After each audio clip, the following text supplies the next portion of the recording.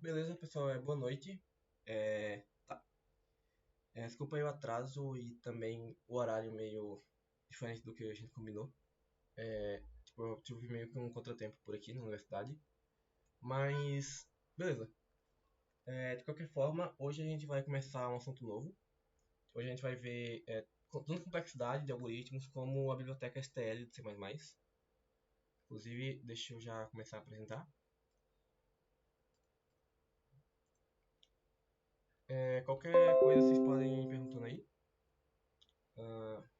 E acho que é isso, beleza. Certo. Então, hoje a aula, a gente vai falar sobre complexidade de algoritmos e sobre a biblioteca STL, que é uma biblioteca de C++ padrão. Mas depois eu explico melhor sobre o STL. Primeiro, a gente vai ver uma coisa que é importante pra gente aqui muito importante, principalmente pra gente aqui da programação competitiva. Na programação em geral se usa bastante isso aqui também. Mas aqui pra gente da programação competitiva é bem útil e a gente usa bastante mesmo.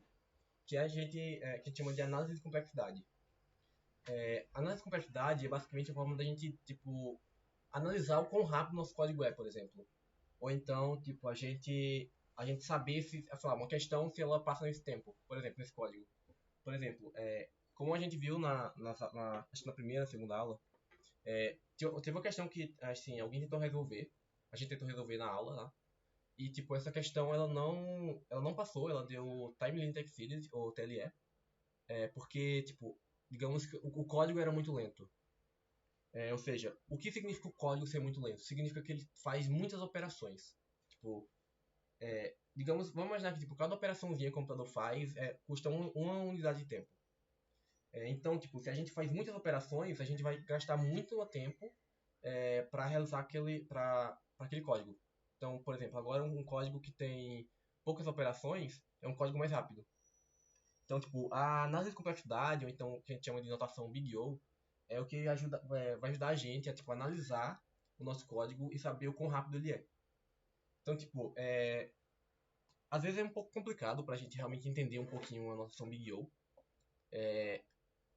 especialmente no começo, mas aos poucos a gente vai se familiarizando com ela e, vai ficando um pouquinho mais claro. E aí, basicamente o que fala a operação Big O? Ela é uma forma da gente, digamos, medir a taxa em que o nosso programa cresce, a quantidade de operações cresce com relação à entrada. Então, por exemplo, aqui, a gente tem esse código aqui, que ele é bem simplesinho, a gente tem só um for, a gente recebe um inteiro n, um número n, e esse for vai de 0 até n. Aí, aqui eu tenho só um contador, mas, poderia ser, sei lá, a gente lendo um array, ou fazendo, sei lá, algum if, alguma operação aqui dentro. Mas o que acontece? A gente tem um for que passa por esse array. Então, qual a complexidade desse código? Quantas operações a gente faz com relação a n? A gente faz n operações, ou seja, se a gente inserir o número 5, a gente vai fazer 5 operações aqui. Se a gente inserir o número 10, a gente vai fazer 10 operações. Se a gente inserir 1 milhão, a gente faz 1 milhão de operações. Ou seja, a quantidade de operações que a gente vai fazer é proporcional ao número n.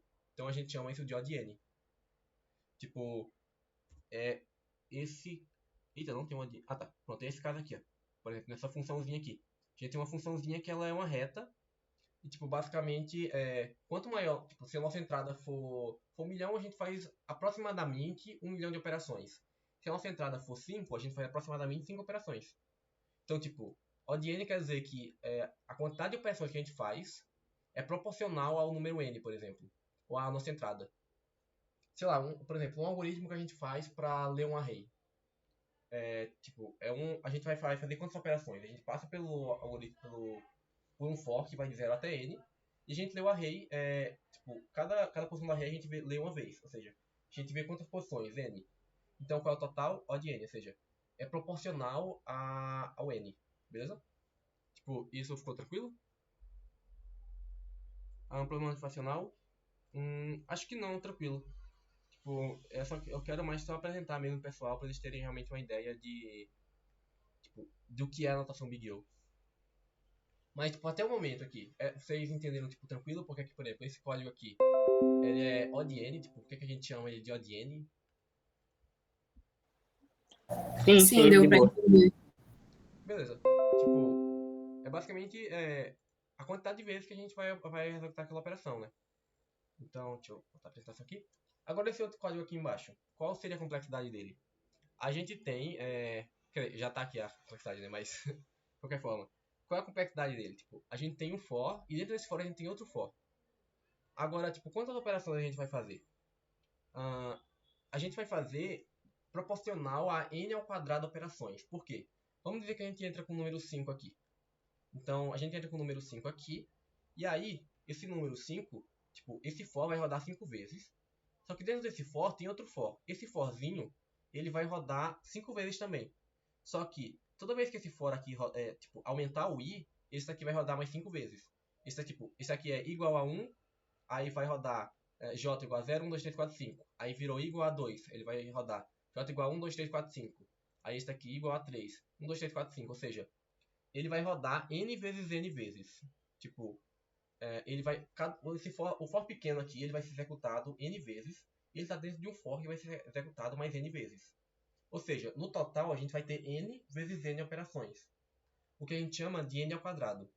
Ou seja, esse é um código que a gente chama de quadrático. Porque a gente faz uma quantidade de operações proporcional a n ao quadrado. Ou seja, se a gente colocar aqui 2, a gente vai fazer 2 aqui, vezes 2 aqui, a gente vai fazer 4 operações. Se a gente botar 3, é 3 vezes 3, 9. Se a gente entrar, por exemplo, com 5, é 25. Se a gente entrar com 1000, é 1 milhão. Que é 1000 vezes 1000, 1 milhão. Se a gente entrar com 100, a gente vai fazer 10 mil operações. Então, beleza o n ao quadrado também? Sim. Beleza. Eita, eu botei pra gravar? Ah, coloquei pra gravar sim. Desculpa, foi mal. Tá. Então, tipo, até o momento é realmente vocês pegarem a ideia. Tipo, quantas operações o nosso código tá fazendo com relação... Inicialmente vocês podem pensar em relação ao n. Tipo, em relação a esse número da entrada. E aí, tipo... Pronto, esse terceiro código aqui. O que vocês diriam que é a complexidade dele? Tipo, alguém tem algum chute? E pela lógica é n ao quadrado. N ao quadrado? Ao cubo, ao cubo, ao cubo. Pronto, exatamente. Esse código ele é n ao cubo. Por quê? Porque a gente vai executar isso aqui proporcionalmente a n vezes n vezes n, ou seja, n ao cubo. Se o nosso n for 3, a gente vai executar 27 vezes. Se o nosso n for 2, a gente vai executar 8 vezes. Se o nosso n for 100, a gente vai executar 1 milhão de vezes.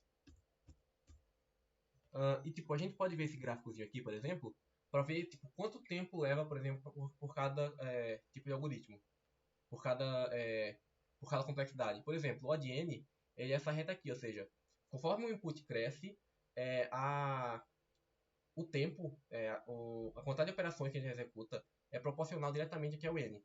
Já o ao quadrado, tipo esse aqui, ó, O de x ao quadrado, conforme nossa operação aumenta um pouquinho aqui, ele já aumenta bastante. O ao cubo aumenta muito mais. Ou seja, quanto maior for essa nossa complexidade, mais operações o nosso código vai fazer e mais lento ele vai ser. Então, no geral, a gente quer sempre procurar algoritmos que fiquem mais nessa áreazinha verde aqui, por exemplo. Que demorem menos tempo para executar. Porque aí a gente consegue ter algoritmos mais rápidos. Beleza? Certo. Então, agora tem mais uma pergunta para vocês. Qual é a complexidade desse código aqui?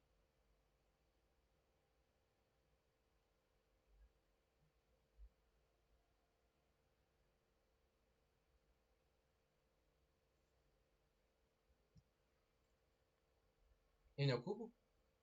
Ah, pera, foi de agora? Sim, N ao cubo. Tipo, eu pelo menos quando eu comecei a aprender, eu não sei se mais alguém teve essa dificuldade, mas eu tive uma certa dificuldade em entender, tipo, isso aqui é N ao cubo, mas também é N ao quadrado, tipo, qual complexidade é essa? Então, tipo, no geral, a gente é realmente N ao cubo, e no geral a gente sempre considera a maior complexidade do código. Então, por exemplo, se o meu código tem, assim, 3 for desse jeito, N, N, N, isso significa que, tipo, ele é N ao cubo. Ou seja, eu vou executar pelo menos N ao cubo, N elevado a 3 operações. Ou seja, é proporcional a isso. Tipo, eu tenho um N ao quadrado aqui, esse n ao quadrado influencia a velocidade do meu código, a complexidade do meu código.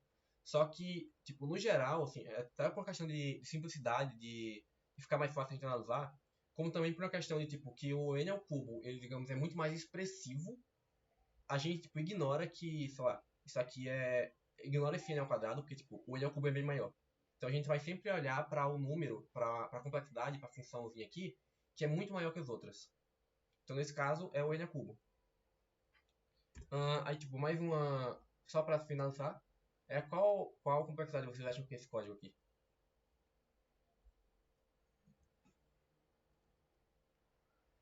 É ok, é odd 1. Então, por exemplo, na, digamos, na prática, isso aqui seria tipo um odd 3, odd 6, alguma coisa assim. Tipo, a quantidade de quantas operações que a gente faz aqui? Tipo, a gente declara uma variável, a gente lê um valor, a gente divide um número, imprime esse número. Tipo, a gente tem várias operaçõezinhas aqui. Só que, tipo, isso é uma quantidade constante de operações. Digamos, se o nosso N for 1 milhão, eu continuo fazendo a mesma quantidade de operações. Se o nosso N for 1, eu faço a mesma quantidade de operações que seria se o N fosse 1 milhão. Então a gente chama isso aqui de odd 1. Basicamente, tipo, ele é uma constante. Tipo, você pode pensar que é um constante, é um odd constante, mas no geral a gente define por odd 1 porque é só mais fácil mesmo, tipo, de falar. Então, quando o nosso código é constante, ou seja, a quantidade de operações que a gente faz não depende da entrada, a gente chama isso de odd 1. No geral, tipo, se alguma coisa for odd 1, ela é boa. Tipo, tem uma velocidade excelente. Beleza, tipo, por isso a gente encerra a complexidade. Só que tem mais uma coisinha que tipo, eu gostaria de falar aqui que a gente vai precisar para entender aqui na próxima parte. Então vamos ver aqui. Existe a complexidade aqui também, que tipo, é bem famosa, digamos assim, que a gente vai usar bastante, que é a log de n. Essa operação log de n, ela basicamente quer dizer que a gente vai executar uma operação na quantidade logarítmica de vezes na base 2 de n. O que isso significa? Por exemplo, digamos que a gente está... Por exemplo, 2 elevado a 6 é 64, né? Vamos imaginar que a gente tem um código com tamanho 64. Quantas operações a gente vai executar? O log de 64, log 2 de 64, aqui, 64, é 6. Ou seja, se o nosso código é log de n, tipo, se a gente tem uma função, uma operação, que a complexidade dela é log de n, ela vai executar essa operação na complexidade, tipo, a quantidade de operações que ela vai fazer é proporcional ao log 2 daquele número. Então, por exemplo, 64 vai executar 6 operações. 8 vai executar 3 operações, aproximadamente. 16 vai executar 4 operações. Tipo, se eu colocar 1000, ele vai executar aproximadamente 10 operações. Tipo, no caso, exatamente seria mínimo 4. Então, 1024 vai executar 10 operações. Se eu tiver um código que é tipo 1 milhão, eu não sei se aqui é 1 milhão, calma aí, vamos ver. Se eu tiver um código que é 1 milhão, ou seja, 10 elevado a 6, ele vai executar, tipo, cada operação desse negócio de log, vai executar 20 vezes aproximadamente. Ou seja, uma operação log 2 de n executa aproximadamente log 2 do número n. Ou seja, 1 milhão executa aproximadamente 20 vezes. 20 operações. Então, tipo, essa é uma complexidade também muito boa. Tipo, o odd 1 é sempre melhor que o log de n. Só que log de n é uma complexidade muito boa. Tipo, como vocês viram aqui, tipo, log de 1 milhão é 19, é 20. Então, tipo, se nossa entrada fosse 1 milhão, a gente só precisaria de 20 operações para executar tipo, aquele código, aquela função, aquilo lá. Então, tipo, esse log de n é uma complexidade bem legal, que a gente vai ver bastante. Então, tipo, ela é basicamente a melhor que tem. É a melhor que tem depois do odd 1. Então, log de n é muito bom. Então, tipo, basicamente, como é que essas operações funcionam em logaritmo, a gente vai ver melhor na próxima aula, tipo, em busca binária. Que, tipo, aí vai ficar um pouquinho mais claro porque que, tipo, como é que um código executa em log de n operações. Mas, por enquanto, tipo, acho que isso já fica legal pra gente. E aí, tipo, agora a gente vai conseguir ver aqui na questão da biblioteca STL um pouquinho mais com calma. Um pouquinho mais detalhes, na verdade. Com calma não. Um pouquinho com mais detalhes. Então, a complexidade, tipo, foi ok? Vocês entenderam, tipo, a ideia da complexidade? Perfeito. Isso Sim, aí vai sim, dar para de fazer boa. as questões de boa, né? Com esses conceitos, com Sim, sim. essa ideia. Ah, pronto, na verdade, eu tenho só mais uma coisa, que tipo, a gente agora sabe calcular a complexidade do nosso código, né? Só que, tipo, qual a complexidade que uma função, que uma questão precisa para passar? Tipo, qual é a complexidade de uma questão que a gente, tipo, vai fazer e que vai resolver? Geralmente, a gente calcula que um segundo, tipo, a maioria das questões para resolver demora um segundo, né? Tipo, o tempo limite dela, sei lá, time limit é um segundo, 1 second. Então, tipo, ele tem lá o tempo limite da questão, geralmente é um segundo. Então, por convenção, na programação competitiva, a gente diz que um segundo é aproximadamente 10 elevado a 8. Então, tipo, é 10 elevado a 8 operações. Então, por exemplo, se o teu código executa até 10 elevado a 8 operações, ele vai passar tranquilo. Então, tipo, é de boa. Na verdade, se tiver dando exatamente 10 a 8 operações, é meio perigoso que talvez, tipo, isso não seja um 5 vezes 10 elevado a 8, né? Tipo, esse 5 porque é uma constante que, sei lá, você faz, digamos, como nesse exemplo aqui, ó. Você faz essas duas operações aqui. Digamos que isso aqui vai dar 10 elevado a 8, mas ainda tem isso aqui também, né? Aí, digamos que passa um pouquinho de 10 elevado a 8. Então, isso tipo, vai ser meio perigoso. Então, tipo, mas no geral você pode considerar que um segundo é 10 elevado a 8. Então, por exemplo, um código que digamos, O de N, tipo, no geral vocês vão, tipo, código que é O de N, no geral vocês vão fazer ele com até números de 10 elevado a sexta, 10 elevado a sexta, ou então 10 elevado a 5, alguma coisa.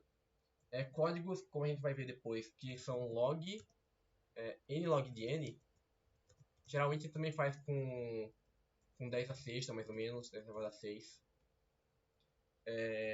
Já um código, por exemplo, que é n ao quadrado. Um código que é n ao quadrado, para ele passar tem que ser tipo 1000, por exemplo.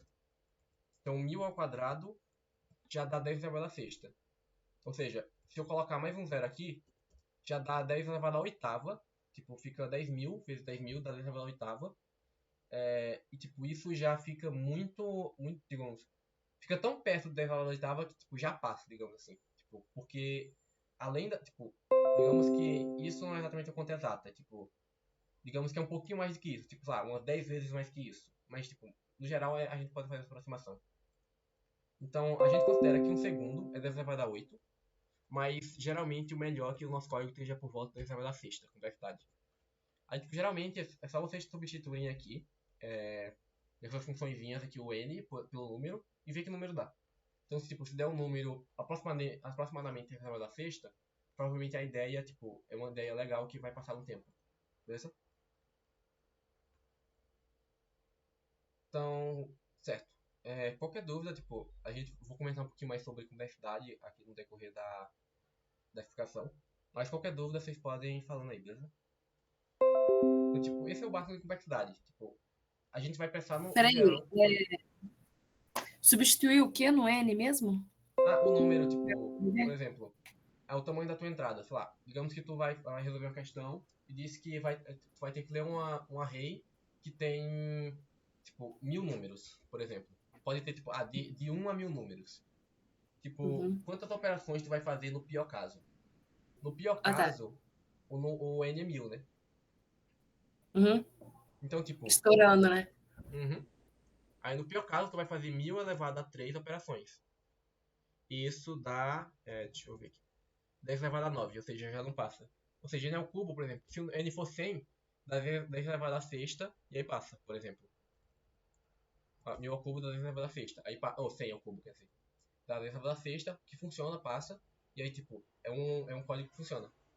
Agora, por exemplo, se o teu código sei lá, se o limite é 1000 e o teu código é ao cubo, aí já dá um número muito grande e não passa, entendeu?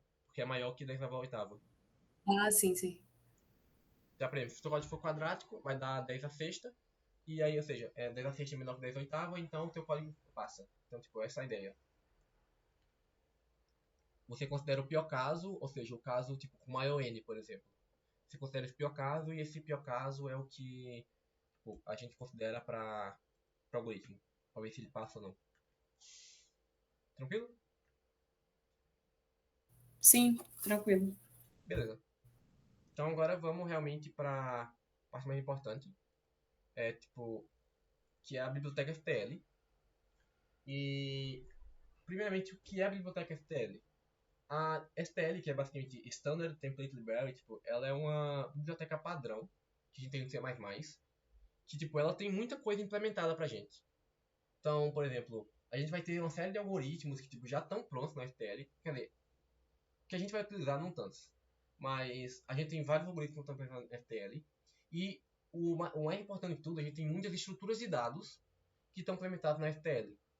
Então, tipo, daqui em diante a gente vai ver muitas estruturas de dados que a gente vai precisar de funções da STL para ajudar nos.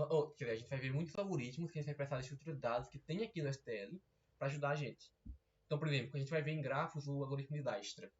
O algoritmo de Dijkstra, a gente vai precisar de uma coisa que a gente chama de Priority Query, ou HIP. E essa estrutura, tipo, digamos, é um pouquinho trabalhoso de fazer, tipo, de fazer o código dela. Só que ela já existe no C++ pronta. Então você pode simplesmente ir lá, declarar como se fosse uma variável e usar aquela estrutura. E, tipo, isso é uma coisa que facilita muito no C++ com relação a outras linguagens, por exemplo, na programação competitiva. Então, por exemplo, no Python, você não tem, tipo, sei lá, uma heap. Essa estrutura não existe, a Priority Query. Você não tem, por exemplo, uma query ou uma stack que também vai ver aqui hoje implementadas. Então, tipo, isso é uma coisa que vai facilitar muito pra gente aqui no C++. Então, a gente tem várias coisas que já estão implementadas que a gente consegue utilizar para resolver problemas de programação competitiva. Tá, mas eu falei que a gente tem algoritmos, beleza? Mas e estrutura de dados? Mas o que é estrutura de dados, afinal de contas? Então, uma estrutura de dado, tipo, a gente pode pensar que é uma forma que a gente organiza nossos dados. Digamos assim, tipo, vamos imaginar, por exemplo, um array. Um array, a gente tem tipo, várias variáveis, como se fosse uma lista de várias variáveis, por exemplo. Então, um array, entre aspas, é uma lista com várias variáveis. Ou seja, como é que a gente organiza essas variáveis? Como é que a gente organiza essas informações? Em uma lista. O array não é uma estrutura de dados em si, mas, tipo, é essa a ideia. Por exemplo, a gente pode escolher organizar nossos dados, organizar nossas estruturas, de forma que tipo, a gente consiga pegar um elemento de forma eficiente. Por exemplo, eu tenho uma lista de números, por exemplo. Qual é o menor número dessa lista? Como é que eu faço isso rápido? Por exemplo, se eu quisesse isso, tipo, de outra forma, eu poderia, sei lá, fazer um for pela lista e procurar o menor elemento. Beleza, isso funciona. Só que, sei lá, se eu precisar pegar muitas vezes, tipo, o menor elemento, aí, sei lá, eu substituo esse menor elemento por outro número. Aí eu pego o próximo menor elemento. Aí, tipo, precisar ficar fazendo isso. Como é que eu faço isso de forma rápida? Tipo, eu vou ter que fazer vários for, né? Vou ter que fazer um for na primeira vez, outro for na segunda, outro for na terceira. E o que acontece? Isso vai ficar muito lento e, tipo, demorado. Então, por exemplo, se a gente pensasse, se a gente não organizar os nossos dados em uma lista, se a gente organizar eles tipo, de outra forma, tipo, que fica fácil pra gente encontrar um elemento mínimo dessa lista. Por exemplo, isso é o que uma heap vai fazer, o que um set, que a gente vai ver também que vai fazer. Tipo, ele vai organizar os nossos dados de uma forma que ele consegue pegar tipo, muito fácil qual é o menor elemento, ou qual é o maior elemento da lista. Então, tipo, uma vantagem muito legal do C++ que a gente tem essa biblioteca, o STL, que vai permitir que a gente faça todas essas operações que eu tô falando. Então, tipo, a gente consegue muita coisa já pronta e legal. Então, tipo, vamos começando a dar uma olhada em algumas. E aí, de novo, qualquer dúvida vocês podem interromper, beleza? A propósito, a gente também tem que ver tipo, como é que a gente declara uma estrutura, né? Por exemplo, como a gente declara uma variável? A gente coloca o tipo da variável e o nome dela na frente, né? Beleza. Agora, uma estrutura de dados que a gente tem no STL, geralmente a gente declara assim. A gente coloca o nome da estrutura, aí entre esse menor que e maior que, a gente coloca o tipo. Tipo, lá, a gente quer criar uma priority query de int, ou então uma priority query de string, de double. A gente vai e coloca aqui é o nome da estrutura, por exemplo, priority query, e aqui na frente a gente coloca o tipo dela, é um int, ou não, é um string. Aí aqui a gente coloca o nome da variável, tipo, o nome da estrutura que a gente quer chamar como fosse uma variável. Então, tipo, aqui como se fosse realmente o nome de uma variável, por exemplo. E aí, tipo, basicamente essa é mais ou menos a forma que a gente vai implementar, vai declarar uma estrutura, declarar essa estrutura que a gente está vendo do FTL. E aí tem mais uma coisinha que a gente vai ver ali depois, eu vou explicar melhor depois. Que a gente também, algumas estruturas, a gente pode passar alguns parâmetros. Mas a gente fez depois. Então, tipo, basicamente é basicamente esse formato de uma estrutura. Vamos começar vendo a primeira. Ah, tá. E tem mais uma coisa que, antes das outras, de ver as outras estruturas, é que tem duas funções que sempre tem nas estruturas, que são o size e o empty. Em quase todas, na verdade, não em todas, mas em quase todas tem essas funções.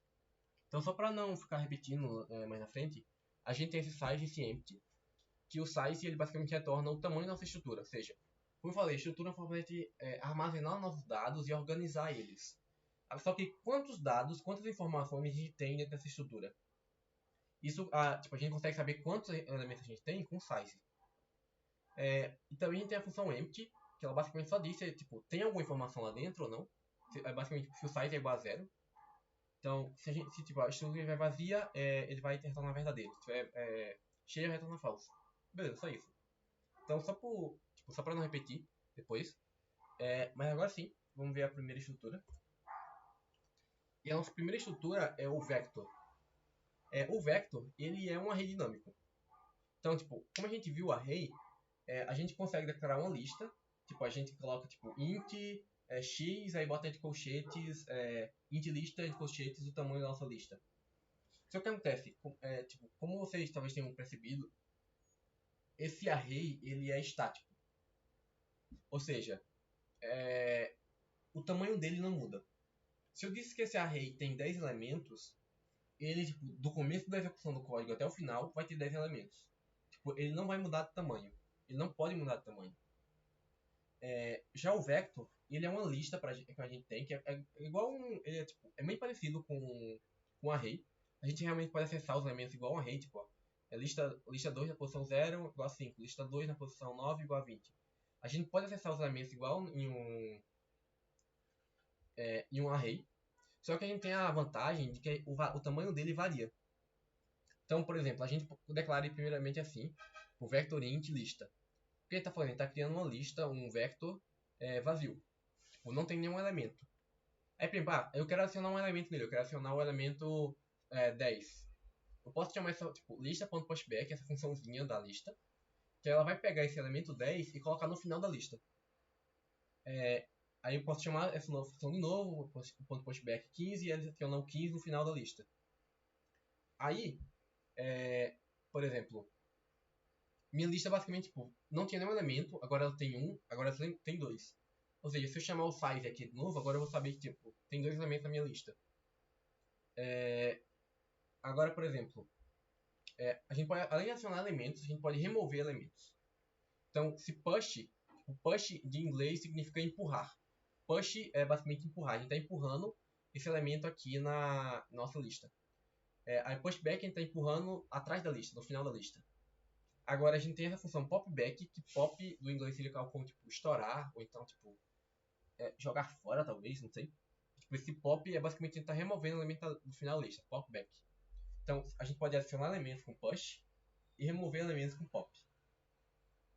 Então, tipo, essas são as duas funções principais que a gente vai ver aqui, tipo, da lista. Tipo, são basicamente uma das mais importantes. Que é o que realmente dá todo esse poder que a gente tem pro vector. Que, tipo, a gente pode colocar elementos nele, tirar elementos nele à vontade. Tipo, porque não tá limitado a um tamanho fixo. Isso ele é mais bonitinho para mexer do que o array. Depois vocês vão ver algumas coisas por quê. E, tipo, além disso, tipo, eu posso tanto declarar uma lista vazia, como eu também posso declarar uma lista com tamanho. Já, tipo, pré-definido, igual um array. Por exemplo, como eu falei, tipo, tipo, tem essas funções aqui. Não, a gente tem isso aqui, ó. A gente pode passar um parâmetro para nossa estrutura. Quando a gente declarar ela. Então, por exemplo, quando a gente vai declarar o vector, a gente pode para vector de int, lista 2, a gente passa aqui, ó, dois valores. que é o tamanho que a gente quer a nossa lista, por exemplo, tamanho 10. Então ele vai pegar a nossa lista e criar uma lista pra gente com 10 elementos. E tipo, além desses 10 elementos, a gente, sei lá, eu quero aumentar pra 11. Eu posso dar um pushback em mais um elemento. Ah, não, eu quero diminuir pra 9. Posso dar um popback nessa lista. E aí, tipo, de 10 ela vai tirar o último elemento e vai colocar, e vai deixar só 9. Beleza? E além disso, a gente pode também passar aqui do lado, tipo, esse segundo também é opcional, que é o valor padrão. Por exemplo, se quando eu coloco aqui 10, vírgula menos 1, eu estou criando uma lista, um vetor, de tamanho 10, preenchido com menos 1. Ou seja, a posição 0 é menos 1, a posição 1 é menos 1. Todas as posições têm esse valor.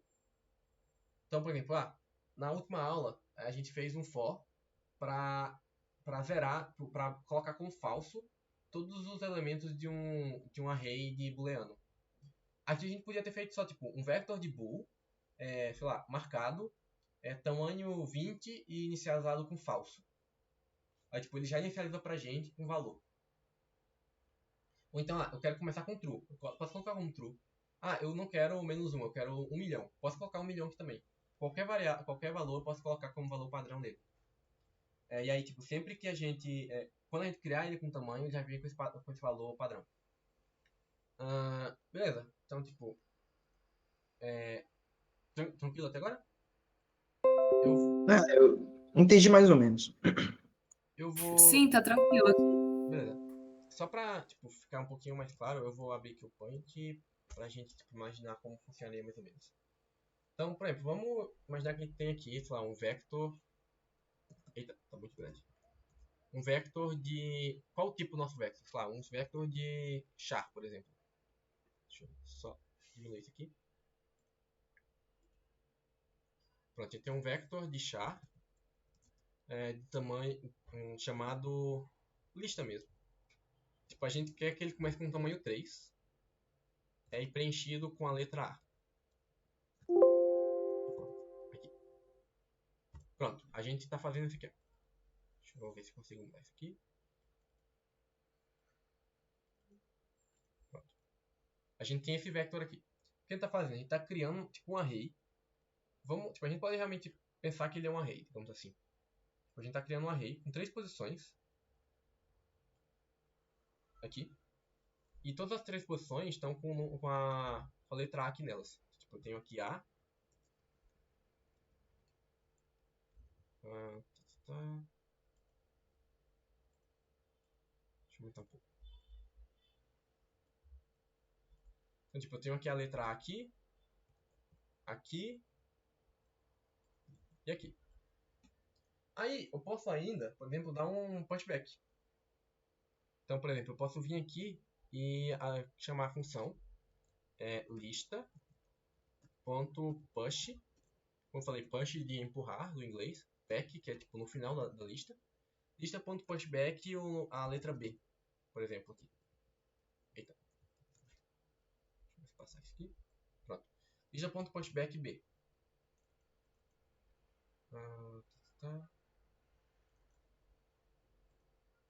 Pronto. O que é que eu estou fazendo com isso? Eu estou, digamos, tipo, aumentando o tamanho do meu array em 1. Eu estou adicionando um elemento aqui no final. E esse elemento é justamente a letra B. Aqui, eu coloco a letra B aqui. Aí, beleza, eu quero adicionar mais um elemento. Eu venho aqui e coloco agora a letra C, por exemplo. Ficou escritinho, mas... Eu vou colocar aqui a letra C. Então, tipo, vou colocar aqui a letra C. O que é que eu estou fazendo? Eu estou pegando aqui, adicionando mais um elemento no final do meu array. E aí aqui eu venho e estou colocando a letra C. Então eu venho aqui e coloco a letra C no final do array. Eu perdi qual é o tamanho do meu array. Tipo, eu não sei mais. Eu coloquei vários elementos e agora eu não sei mais qual é o tamanho do meu array. Eu posso vir aqui e chamar lista.size. Aí, tipo, esse é o tamanho do meu array. Por exemplo, int tamanho igual a lista.size. Agora eu sei qual é o tamanho do meu array. Mesmo que eu tenha acionado e removido vários elementos. Mas eu não... Tipo, agora eu quero tirar o C. Eu posso vir aqui e dá um pop Pera back. aí, Samuel. Oi. É, tipo assim, quando eu der int tamanho para saber o tamanho da lista, eu vou ter que executar um código para escrever esse tamanho, né? Para eu saber. Como assim? Porque, tipo assim, se eu só fizer isso, ele vai escrever um número na tela com Ah, quantos elementos tem no vector. não, ele vai pegar o tamanho aqui e guardar nessa variável tam. Entendeu? Tipo, é como se tivesse Daí pego. você faz o cout Sim, sim. para ver. Ah, tá. Foi o que eu imaginei, porque eu pensei que, tipo assim, eu pensei que teria como saber o tamanho da lista sem executar um código. Tipo, ele apareceria ali de alguma maneira. Tipo, é mais ou menos isso, mas tipo, ele não imprime na tela, né? Tipo, no geral, você prefere que não imprima na tela, por, tipo, especialmente um algoritmo da maratona, sei lá, da UBI. Porque se eu imprimir alguma coisa, ele vai contar como se fosse a resposta do problema, né? Tipo, no geral, é legalzinho que não imprima se não realmente não for preciso. Mas, tipo, ele realmente vai retornar, tipo, é uma funçãozinha que ela retorna o tamanho da minha lista. Aí, tipo, eu posso salvar na variável, tipo, eu vou fazer um for pela minha lista. Aí eu posso fazer aqui, ó. Eita, eu não coloquei aqui não.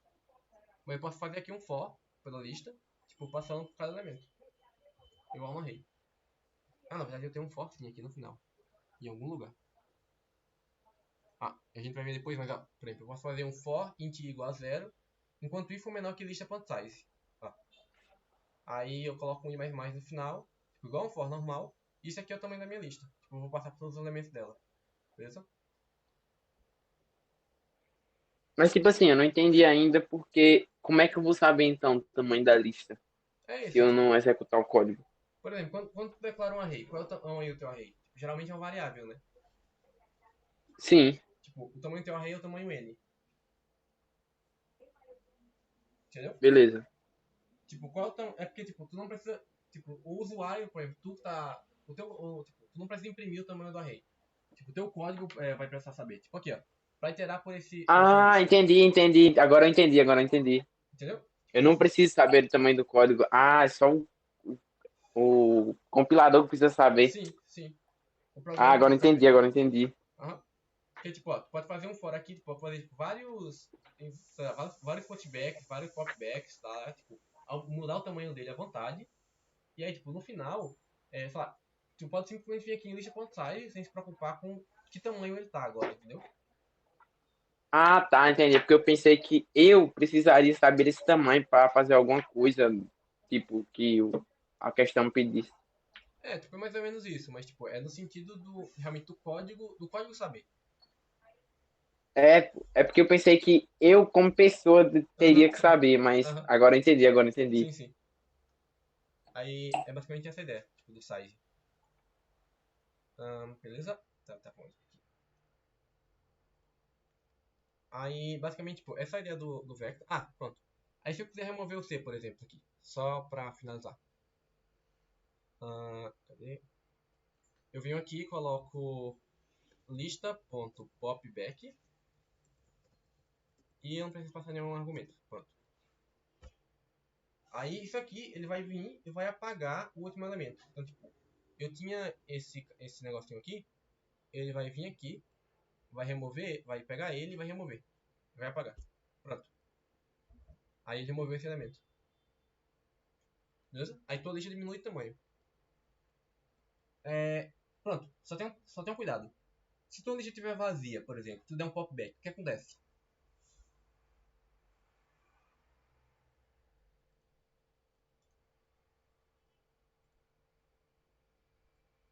Como tipo, ele não tem nenhum elemento, é como se tivesse. Ele vai tentar remover um elemento, mas não tem nenhum. Aí ele vai dar erro, basicamente. Então, tipo, sempre que for tentar remover um elemento, é legal saber se não tá vazio. Tipo, se tem algum elemento lá. Se não tiver nenhum elemento, aí não remove, basicamente. Senão vai dar erro. Mas basicamente é isso. Então, tipo, o Vector ele é bem legalzinho, porque a gente realmente tem esse controlezinho do tamanho dele. Eu pessoalmente geralmente uso mais Vector do que Array, só porque, sei lá, é mais. Isso vocês vão ver que tem algumas vantagenzinhas nele depois. Mas basicamente é isso, tipo, esse é o vector, é uma rede dinâmica.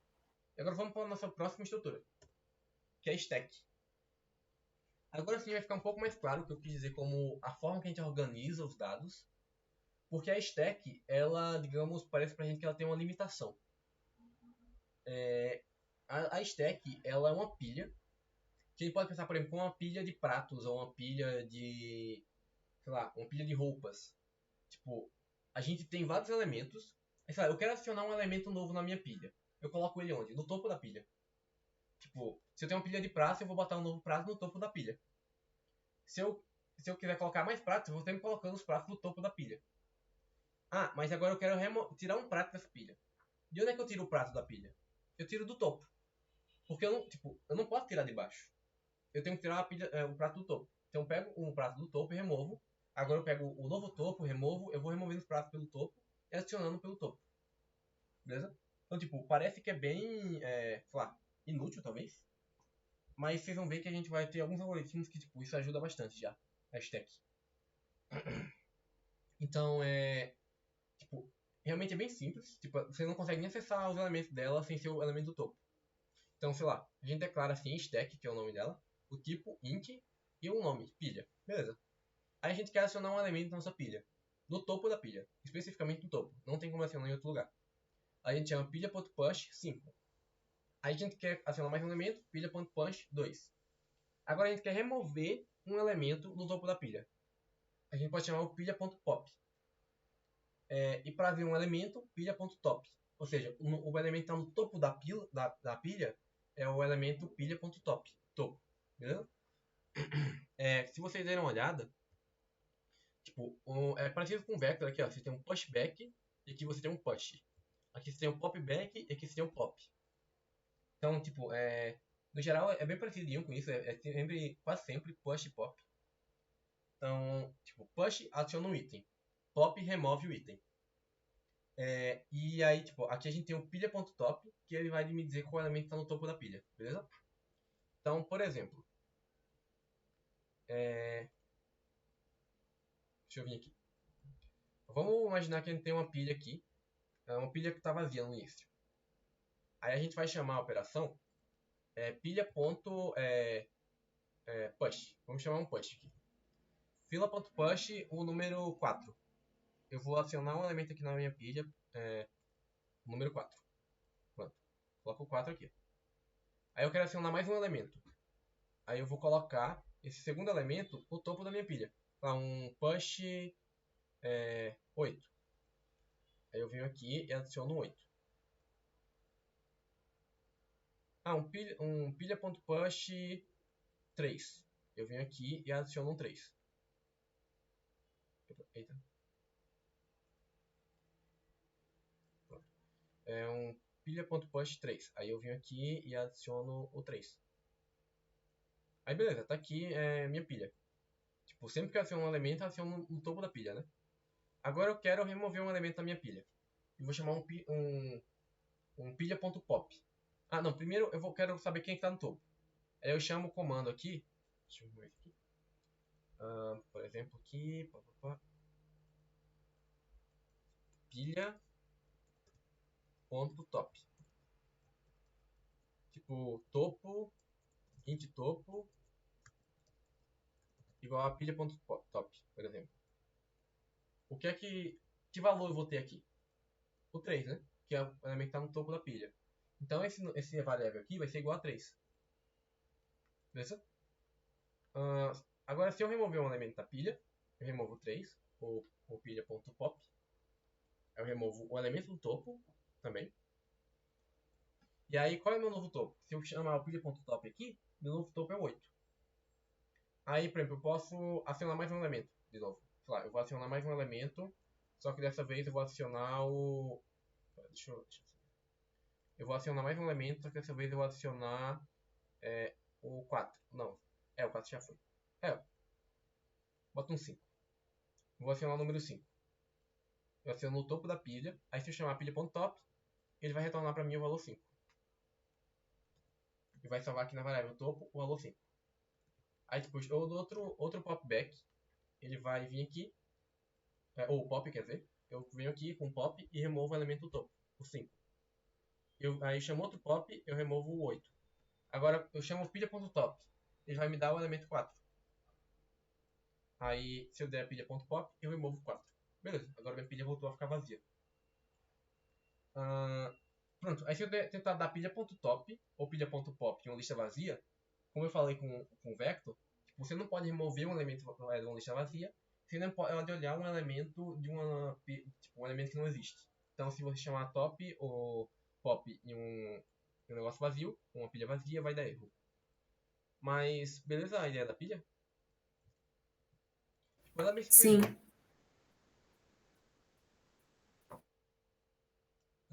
Aqui, para acessar o 4, a gente teria então que ficar tirando. Sim. Então, tipo, se você Beleza. acessar o número 4, tu vai ter que remover todos os elementos que estão empilhados em cima dele. Então você só consegue acessar esse elemento se você remover esse primeiro. Ok?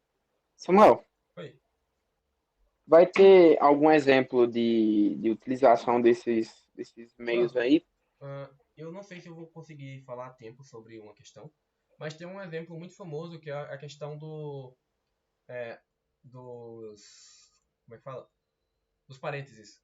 Os parênteses, dos colchetes e das chaves. Essa questão é bem legalzinha, eu vou colocar ela na lista. Basicamente você consegue resolver com uma pilha. Tipo, a gente cria, por exemplo, uma pilha de char, de caractere. A gente quer saber, a pergunta no final da questão é, esses parênteses estão certos? Tipo, isso aqui está certo, por exemplo. Mas se eu fizer isso aqui, não está mais. Porque, tipo, ele não está fechando certinho, ó. Tipo, esse aqui não fecha, tá vendo? Tipo, não tá igual. O que é que eu posso fazer aqui, por exemplo, para resolver essa questão? Pronto, eu vou dar esse exemplo rapidinho. Tá. Como é que eu posso resolver essa questão? Eu posso, por exemplo, colocar na minha pilha o primeiro elemento. Vamos colocar aqui esse elemento aqui. Ó. Ele é um negócio abrindo, então vamos colocar ele na nossa pilha. Vou colocar a pilha aqui. Agora a gente tem outro elemento abrindo, que é essas chaves aqui. Ó. A gente coloca essas chaves aqui na nossa pilha. A gente tem agora um colchete abrindo, a gente coloca um colchete aqui na pilha. Agora a gente tem um colchete fechando. Se a gente tem um colchete fechando, a gente quer que antes dele tivesse um colchete abrindo, né? Então, tipo, vamos ver se existe um colchete abrindo no topo da minha pilha. Aqui, ó. Existe. Como o topo da minha pilha é um colchete abrindo, ou seja, ele, digamos, ele fecha um no outro, eu posso vir aqui e remover esse carinha do topo da minha pilha. Eu venho aqui e removo ele. Agora eu vou pro próximo elemento. Eita, eu esqueci de botar esse aqui também, né? Foi mal. Na verdade a pilha era assim. Ele tinha esse.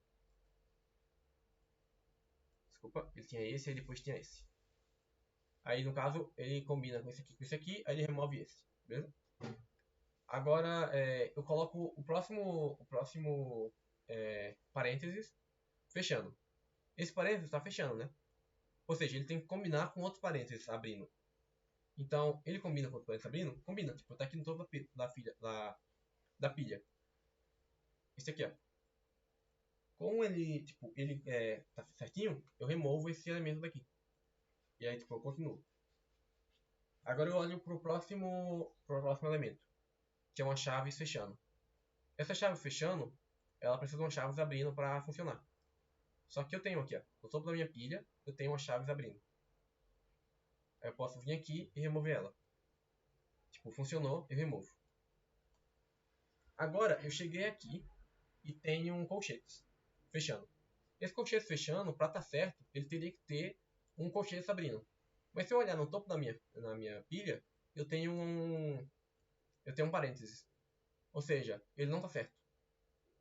Então eu chego à conclusão de que está errado. Beleza? Ou então, por exemplo, digamos que eu não tinha esse carinha aqui. Eu não tinha esse parênteses. A pilha estaria vazia. Se a pilha está vazia e eu ainda tenho um carinha tentando fechar a pilha, fechar com algum elemento, também está errado. Ou então, se não tivesse esse carinha aqui, ó. Se não tivesse ele, no final teria sobrado esse carinha na pilha. Ou seja, não sobrou nenhum elemento para combinar com ele, para fechar com ele. Ou seja, tá errado e esse negócio não tá certinho. Agora, se não tivesse nem esse, estaria certo, tipo, e a pilha estaria vazia no final. Beleza? Então, tipo, essa é uma aplicaçãozinha legal da pilha, que a gente pode utilizar. Mas a gente vai ver que, na verdade, a gente usa bastante ela para fazer DFS. Que a gente vai ver em grafos. Mas, tipo, essa é uma questãozinha legal para a pilha. E eu vou ter que agilizar mais um pouquinho aqui. Mas... Beleza. Agora a gente tem mais uma estrutura, que é a fila, ou queue. A queue, ela é uma fila. Então, tipo, digamos que ela parece um pouco com a fila, ou com a pilha. Então, a nossa queue, a fila, ela é como se fosse uma fila de verdade. Tipo, uma fila de banco, uma fila de qualquer coisa. Tipo, a gente adiciona elementos no final da fila. Ou seja, todo elemento que vai chegar na fila entra no final. E quando a gente vai tirar um elemento, a gente tira o elemento da frente da fila. E tipo, a gente também, assim como a pilha, a gente só consegue ver o elemento da frente. Então, por exemplo, aqui, a gente pode ver isso aqui, ó. Pronto. A gente, tipo, tem uma fila aqui. Eu vou colocar um tamanho nela só pra já agilizar um pouco as coisas. Mas, tipo, a gente tem uma fila aqui. Aí, tipo, essa é a frente da fila. Cadê? Essa é a frente. Frente. E essa é a parte de trás da fila. O back. Então, quando eu aciono um elemento novo, tipo, eu vou acionar um novo elemento na minha fila. Eu venho e aciono ele aqui no final da fila. Eita. Então, eu venho e aciono ele aqui no final da fila. Tipo, todo novo elemento chega aqui no final da fila. Aí, tipo, agora eu quero remover um elemento. Eu removo de onde? Do início da fila. Então, quem é o primeiro que é atendido em uma fila? O primeiro que entrou. Então, eu venho aqui e removo esse elemento da minha fila. Pronto. Removi. E agora, tipo, quem é a nova frente da fila? Essa daqui. A nova frente é essa. Então agora, tipo, eu posso acessar esse elemento e remover ele. Acessar esse e remover esse. Aí se eu quiser acionar um novo elemento, eu aciono no final da fila. Eita. Aqui. Eu aciono um novo elemento aqui no final. Então, tipo, eu sempre aciono, tipo, eu sempre tiro o elemento do começo e aciono no final. Ou seja, o comandozinho para ver a frente da fila, ou a parte da frente, é o front. Para acionar push, para remover pop. E assim como eu falei, tipo, também tem o size e o empty, para ver se ela, qual o tamanho e se está vazia ou não. Beleza? Essas são mais simplesinhas, mas a gente vai usar bastante, na verdade. Só que agora a gente vai ver uma coisinha um pouquinho mais poderosa, digamos assim. Que é a Priority Queue. A Priority Queue, ela é uma que a gente chama de fila de prioridade. O nome, digamos, o nome técnico para ela é uma heap. Mas a gente chama de Priority Queue aqui mesmo, e é isso. Então, tipo, uma fila de prioridades, um Priority Queue, ela é uma estrutura que, tipo, digamos uma fila preferencial. Quem é atendido primeiro na fila preferencial? Não é quem chegou primeiro, é que tem mais prioridade. Por exemplo, digamos que a prioridade é a idade da pessoa. Então, numa fila de banco, os idosos são atendidos primeiro, porque a prioridade deles é maior. A idade deles é maior. Então, tipo, uma priority queue aqui, eu vou acionar elementos na minha priority queue. E quando eu acessar, tipo, com push, eu aciono elementos. E quando eu quiser ver o elemento da frente da fila, ou seja, o elemento da frente, ele é o top. É estranho, tipo, não é front, é top. Mas é só, tipo, ignorar isso. Basicamente, é o elemento que está na frente. O elemento que está na frente é o de maior prioridade, o maior elemento. Por exemplo, se eu acionar 8, 15 e 2, qual é o maior elemento? O 15. Então o top é o 15. Aí eu dou um pop aqui, eu removo o 15. Quem é o novo maior elemento? É o 8. Tipo, não importa a ordem que eu coloquei eles na minha priority queue. O elemento do topo, o elemento da frente, sempre é o maior elemento. Beleza? Então, tipo, essa daqui realmente é algo bastante útil. Tipo, você pode imaginar que ela já mantém ordenado para você os elementos. Só que realmente você só consegue acessar o primeiro e o último elemento. Mas tranquilo? Isso aqui? Samuel, Oi. se tiver, por exemplo, dois números iguais na fila Ah, e eu quiser acessar o topo, aham. que vai dar erro, né? Não. Se eles são iguais, tipo, vai aparecer qualquer um dos dois. Ah, tá.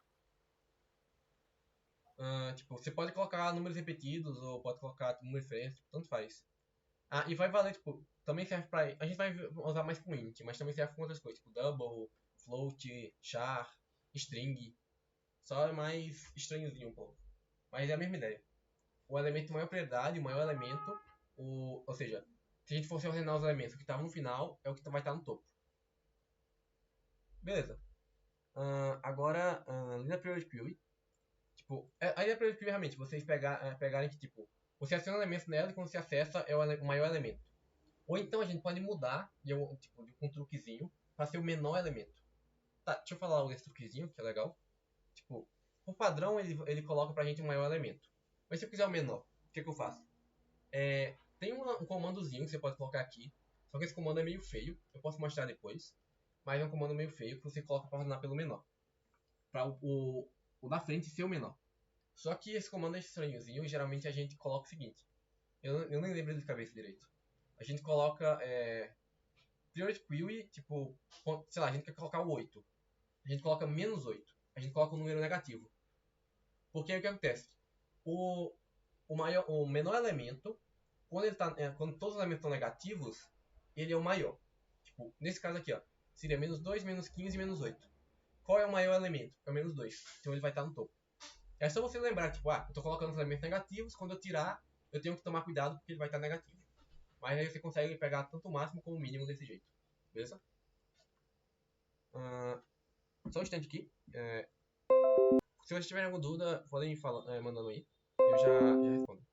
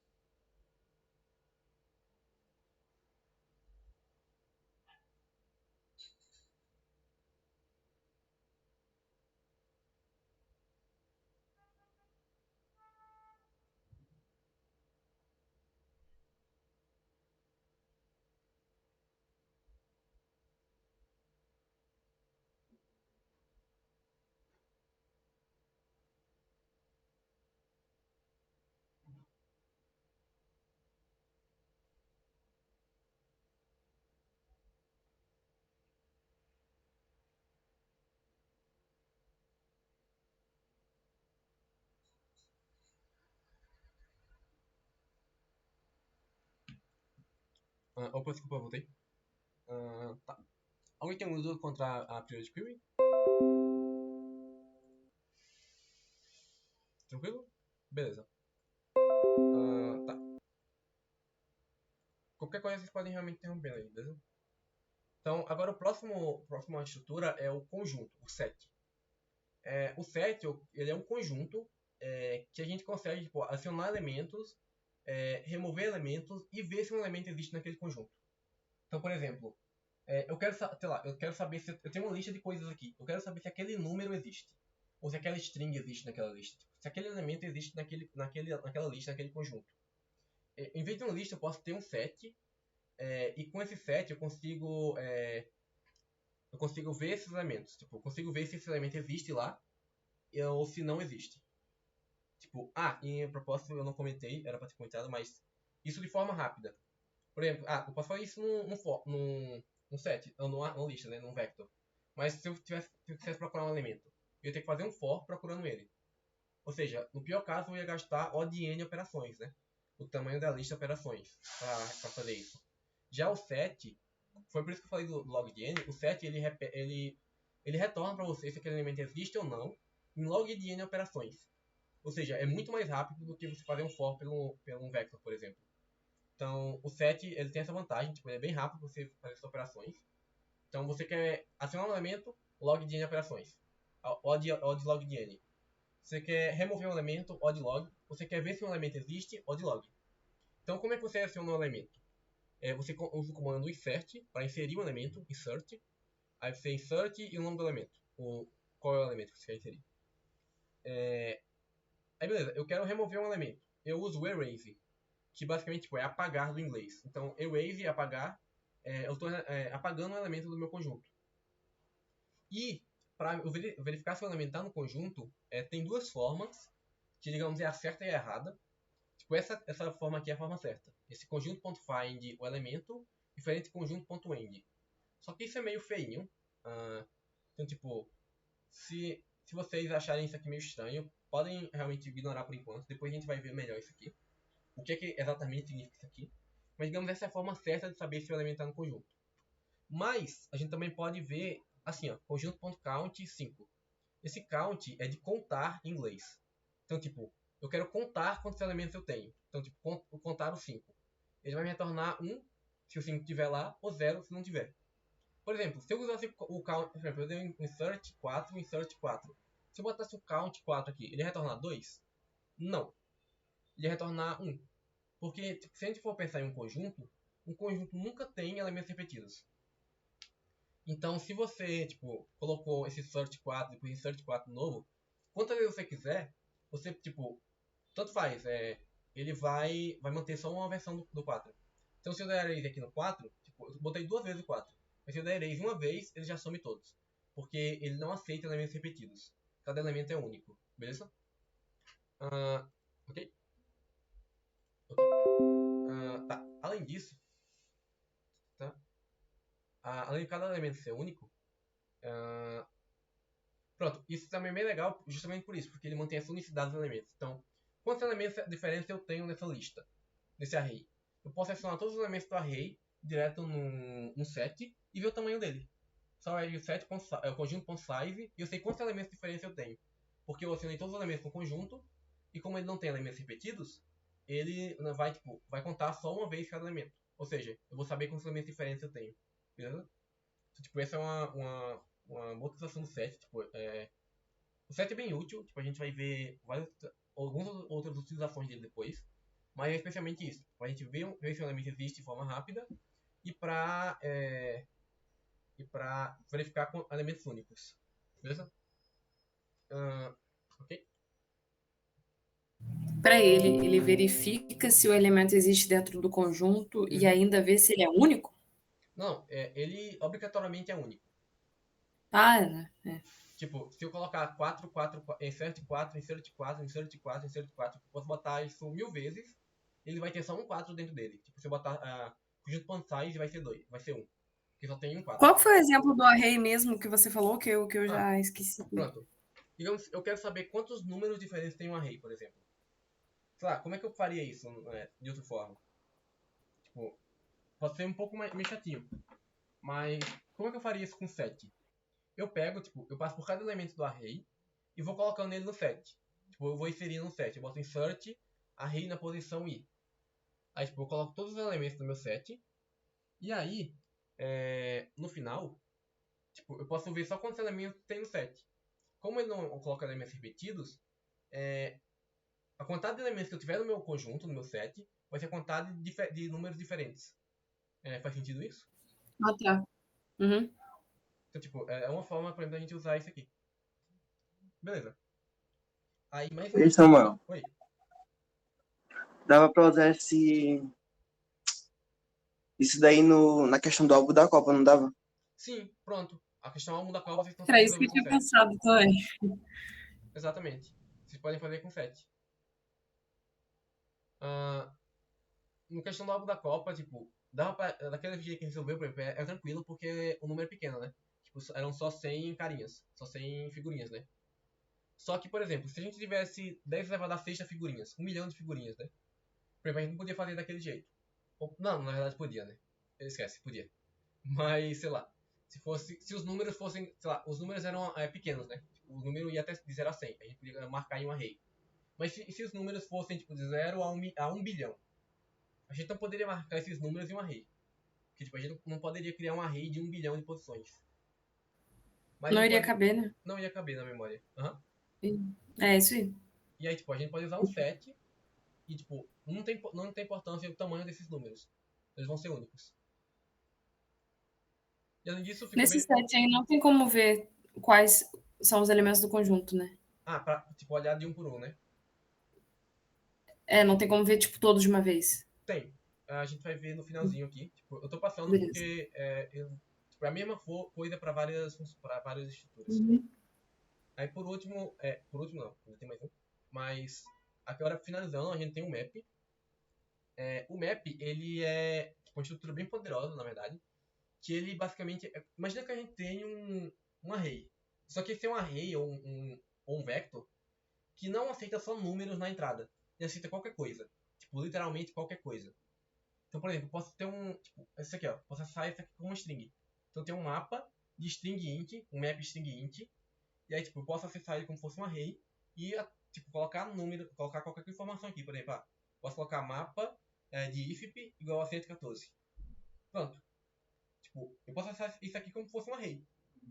Com string, então, sei lá, eu quero acessar com um int, só que, sei lá, pronto, a questão que eu falei anterior. Você não pode criar um array de tamanho 10 a nona, né? Mas, sei lá, se eu quiser saber se quiser tipo um array, digamos assim, que tivesse, entre aspas, esse tamanho, ou seja, que aceitasse um número, tipo, 1 bilhão como índice. Eu podia criar um map. Aí, tipo, ele ia ver o número 1 bilhão como índice, só que, tipo, ele não ia ocupar 1 bilhão de espaços, digamos assim. Eu ocupar só um. Tipo aqui, ó. Esse map tem um tamanho size. Qual é o size dele? 4. Ele tem 4 elementos aqui, ó. Ele tem 4 posições. Se eu vim aqui e colocar, sei lá, mapa de texto igual a 5, aí o tamanho dele ia passar a ser 5 também. Tipo, se eu botasse mais um elemento, mapa de, sei lá, igual a 135. Aí o tamanho dele, o size, ia passar a ser 6. Beleza? Tipo, é a quantidade de índices, basicamente, que você tem nele aqui. E tipo, é bem legalzinho isso, porque você consegue usar tipo, contadores para um string, ou então a questão realmente dos inteiros, que você pode pegar um inteiro de qualquer tamanho e jogar aqui dentro, e contar como se fosse um array. Tipo, você pode fazer isso aqui com qualquer coisa. E a única diferença é a declaração dele. Tipo, você não coloca um tipo, você coloca dois. Que é o tipo da chave, por exemplo, a chave aqui é string, e o que realmente ele guarda, que aqui é um int. Por exemplo, a chave string e o valor int. Beleza? Então aqui você consegue usar ele como se fosse um array, tipo, é bem poderoso essa estrutura. Tranquilo? Tranquilo. Sim, de boa. Tá. Então agora para finalizar as estruturas, a gente tem uma última estrutura que tipo, é a que a gente mais usa, só que ela não é muito poderosa na verdade, que é o pair. O pair ele é um par. É um par de coisas. Então, tipo, o pair é literalmente par de inglês. E você consegue guardar, digamos, duas coisas em uma variável só. Tipo, pair de int par igual a 87. Assim como no map, a gente pode colocar tipo dois valores nele, tipo dois tipos, tipo um int e um int aqui, ou então um int e um string, ou um int e um char, ou um char e um double, qualquer par de variáveis aqui. E tipo, a gente consegue guardar ele aqui, ó, tipo dois em um só. Tipo, é outra coisa que não parece muito útil, mas a gente usa muito mesmo. A gente pode tipo, criar dois de um só. Então, por exemplo, a gente pode criar um vector de pair. Ou seja, a gente tem um vetor que cada posição dele tem dois elementos em vez de um. Tipo isso. E tipo, isso é bem legalzinho às vezes pra gente usar algumas coisas. Tá, mas como é que eu acesso esses elementos? O primeiro elemento é o ponto first, que é tipo primeiro em inglês. E o segundo elemento é o ponto second, que é o segundo em inglês. Então, par.first, par.second. E aqui eu posso usar ele realmente como se fosse uma variável qualquer. Aí para tipo, dar um valor para ele, geralmente a gente pode colocar aqui. Tem outras formas também. Como por exemplo com aquele construtor que eu falei, tipo, com aquele parâmetro, que você coloca parênteses aqui no começo e bota os números dentro. Você pode fazer isso também. Mas tipo, geralmente a gente usa mais isso. Eu pelo menos uso mais isso, né? Com as chaves. E tipo, realmente você pode fazer um pair de qualquer coisa, você pode fazer um vector de pairs e tipo, várias coisinhas assim. Que aí isso às vezes facilita bastante algumas coisas. Beleza. Samuel, Oi. eu acho que eu tenho uma dúvida aqui meio besta, mas Mas tipo pode assim, falar. se eu criar um par, por exemplo, se eu colocar em um vector para ler várias coisas e é tipo, cada elemento em vez de ter um elemento, vai ser Uhum. dois. Para ele ler, ele vai ler dois caras ou ele vai ler como se fosse só um? Ah, pronto. Ele não vai, tipo, se tu botar CIN, tipo, CIN par aqui, ele não vai ler. Ele vai dar erro. Tipo, o que tu pode fazer é, tipo, CIN par.first, CIN par.second. Tipo, tu tem que especificar qual carinha tu tá lendo. Entendeu? Se é o primeiro ou o segundo. Ah, tá. Beleza, beleza. Aí, tipo, só toma cuidado com isso. Tipo, se tu tentar usar ele só aqui normal, ele não vai realmente funcionar. Tipo, você tem que especificar qual dos dois você tá falando. Tranquilo? Beleza, entendi. Tranquilo. Beleza. Então agora, só pra finalizar, a gente tem a função sort, que é uma função tipo, muito útil. Realmente tipo, é uma das funções que a gente mais usa do C++, é essa. Ela é muito boa, que basicamente ela ordena uma lista pra gente. Por exemplo, eu tenho esse vetor aqui, eu tenho ele 4, 6, 2, 5, 1. Aí eu chamo a função sort, passo o começo da minha lista, o começo do meu vetor, begin, de começo, o begin da minha lista e o end da minha lista, o começo e o fim da lista. Eu passo esses parâmetros para ele, e aí tipo, ele vai ordenar a minha lista. Então, tipo, eu só passo isso e ele vai ordenar. Acabou. Então, por exemplo, aqui a saída dele ó, é 1, 2, 4, 5, 6. Que ele pegou esse array aqui ó, e ordenou ele, colocou em ordem crescente. 1, 2, 4, 5, 6. Então, tipo, é outra função muito útil mesmo. Porque existe muitas vezes que a gente quer fazer isso, tipo, ordenar um vetor. E a vantagem disso também é que essa função é muito rápida. Como eu falei, tipo, a questão da velocidade da complexidade, essa função aqui é muito boa, a complexidade dela. Ela é n log de n. Ou seja, é n vezes o log 2 de n. Que é basicamente essa complexidade aqui. Essa daqui, ó. Então, tipo, ela é melhor que x ao quadrado, tipo, bem melhor que x ao quadrado. Então, tipo, se eu quiser ordenar um array com 10 a 6 elementos, eu consigo ordenar isso aqui tranquilo, com sorte. Porque vai dar menos de, sei lá, menos de 10 a 7 operações, eu acho. Não tenho certeza. Menos de 10 oitavos, com certeza. Mas, tipo, é uma função muito boa mesmo. Então, tipo, vocês podem sempre confiar nela, no sorte, que ele vai funcionar tranquilinho. Ah, aí outra coisa, outras que eu falei aqui, tipo, o sorte é n log de n pra ordenar tudo. E além disso, as outras funções aqui que eu falei são log também. Por exemplo, a priority query, para eu inserir um elemento, é log. Log de n operações. Log n sendo o tamanho da fila, da priority query. Então, tipo, se eu quiser inserir um elemento, é log do size da estrutura. Para inserir um elemento é log de size, para remover log de size, e para ver o elemento é o de 1 mesmo. Agora no set, para inserir um elemento é log, para saber se o elemento existe é log, e para apagar um elemento é log. No map, para acessar cada elemento aqui é log também. Tipo, se eu botar mapa de if igual a 114, isso vai ser log operações. Ele vai gastar log operações para fazer isso aqui. E o pair é o de 1 também. Tipo, o pair não tem nenhuma coisa de coordenação ou coisa nada tipo. Então, no geral é isso, tipo, as estruturas e as estruturas mais importantes são essas. E a função que a gente mais vai utilizar é o sort. Tipo, tem outras funçõezinhas que eu vou apresentando para vocês aos poucos, mas a mais importante mesmo de todas é o sort. E aí a gente vai vendo as outras devagarzinho conforme for realmente precisando.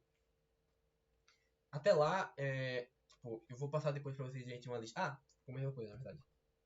Então, pronto. Perguntaram como é que eu podia iterar por um set, por um conjunto. Então, a gente tem uma coisa muito legalzinha, que é o for alto, que tipo, tem para o vector, para o set e para o map.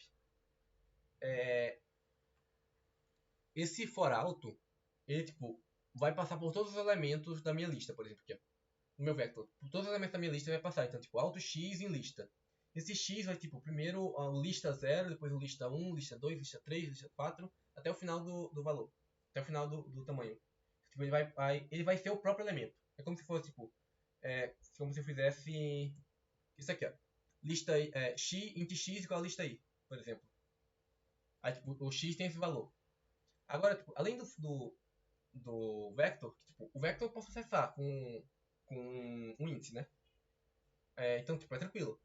Mas além do vector, eu consigo também fazer isso no set, que é o conjunto. Então, tipo, eu consigo fazer alt x em conjunto. E eu vou passar por cada elemento do meu conjunto, igual eu passaria por um vector, por uma lista. E importante, tipo, interessante, na verdade. Esses elementos do meu conjunto estão ordenados. Então, tipo, o primeiro elemento é o menor. O segundo elemento é o segundo menor. O terceiro elemento é o terceiro menor e assim por diante. Eles estão ordenados de maneira crescente aqui. Então, isso é interessante do conjunto. E, além disso, eu posso fazer isso também com o map. Só que o map é um pouquinho diferente. Tipo, eu boto alto, eu boto entre colchetes a chave e o valor. E aí, tipo, essa chave e valor em mapa. E aí, tipo, a chave vai ser aquele primeiro elemento aqui, ó. Tipo, IFP. E o valor vai ser 114. Então, tipo, eu consigo passar por todos os elementos, sabendo a chave e o valor dele. Desse jeito. E aí, tipo, a chave também aqui no map vai estar ordenada. Então, tipo, aqui, ó. Seria a ordem do dicionário, por exemplo. Primeiro viria o D, aí depois o I, aí depois o L e o S. Eu acho que seria essa ordem. Se tiver errado, desculpa, eu não lembro. Mas é mais ou menos isso. Ele vai estar ordenado tipo, na ordem do dicionário. E aí tá aqui, ó. Ele vai ficar ordenado aqui, vai ficar ordenado aqui, e aqui é só a normal mesmo. Aqui não fica ordenado, fica só na ordem certa da lista. Mas no set e no map eles vão estar ordenados. E você consegue passar por todos os elementos assim. Aí, tipo, é isso por hoje. Tipo, desculpa a aula ter sido meio corrida. Alguém tem alguma dúvida?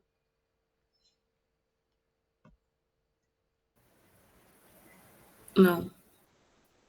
Não. Eu só Oi. quero ver na prática sobre a complexidade e tal, como que a gente pode Aham. pensar, tipo, receber o problema. E aí pensar na melhor forma de resolver ele, sabe? Para estar dentro das operações, essas Aham. coisas. A gente vai ver isso, né? Pronto, tipo, hoje a Beleza. gente Só viu isso. especialmente com Porque essa a questão explicação da. tá perfeita, deu para entender. Hoje a gente viu, tipo, especialmente essa questão de fazer operações rápido, né? Então, tipo, isso já é um grande passo pra gente fazer Uhum. algoritmos mais rápidos. Então, tipo, essa Bridge View ela vai ser muito útil, muitos algoritmos pra gente. E, tipo, ela é muito importante justamente porque a gente consegue tipo, fazer algoritmos, tipo, que, sei lá, seriam quadráticos, por exemplo, mas eu faço em nlog. E a nlog passa. Então, tipo, essa questão das operações mais rápidas é muito importante. E aí, tipo, no geral, as questões da lista dessa semana vão ser mais para vocês, tipo, entenderem as estruturas. Vocês treinarem, tipo, como é que elas funcionam, usar elas na prática. E, no geral, não vai ter muita questão de, tipo, realmente porque é lento de outro jeito. É realmente para poder trabalhar as estruturas. Mas, tipo, depois disso, tipo, a gente vai realmente começar a ver, tipo, algoritmos que precisam dessas estruturas para serem rápidos. E aí vai ficar um pouquinho mais na prática como a gente faz isso. Então, próxima aula a gente vai ver busca binária. Então, busca binária, tipo, a gente já vai usar muito Beleza. esse sorte aqui, essa função sorte. Tipo, basicamente vão ser formas de a gente fazer operações muito rápido, fazer código mais rápido e tudo mais. Aí, tipo, realmente vai ser um pouquinho mais importante agora a questão da complexidade. A gente saber a complexidade, calcular a complexidade e entender.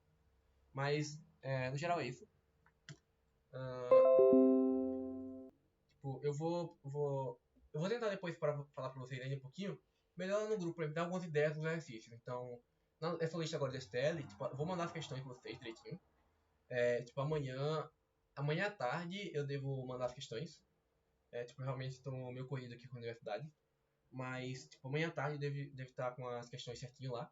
E além das questões, eu vou mandar também, tipo, um tutorialzinho mais ou menos, tipo, uma ideia de o que vocês podem fazer em cada questão. Tipo, tá, por exemplo, a questão dos brackets aqui, dos parênteses. Tá, eu vou colocar essa questão, eu vou indicar. Vocês podem fazer essa questão com pilha. Aí realmente vocês tentam desenvolver a lógica. Tipo, como é que eu posso usar uma pilha para resolver essa questão? Como é que eu posso usar uma queue? Como é que eu posso usar um set para resolver essa questão? Vocês tentam trabalhar essas ideias e tipo, realmente tentar ir pegando como é que funcionam essas estruturas, basicamente. E aí a gente vai realmente trabalhar melhor com elas nos algoritmos, beleza? Tá bom. Então, Você pode mandar essa apresentação? sim, sim. Vou mandar na hora que terminar aqui a aula, eu já mando lá no grupo, beleza?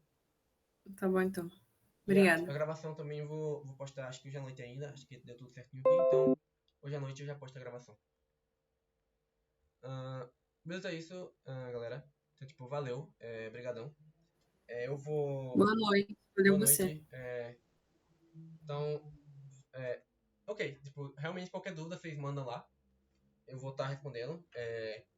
E qualquer coisa, tipo, vamos tentar explicar melhor direitinho o que tiver ficado alguma dúvida, se faltar alguma coisa, eu vou falar no grupo com vocês. E eu vou dando vocês podem dando esse feedback, que vocês entenderam ou não, qualquer dúvida e tudo mais. O realmente importante hoje é vocês terem ideia dessas estruturas que, tipo, faz a operação rápido. E é isso. Mas, então é isso, galera. Valeu. Falou. Boa noite. Valeu, Samuel. Boa noite.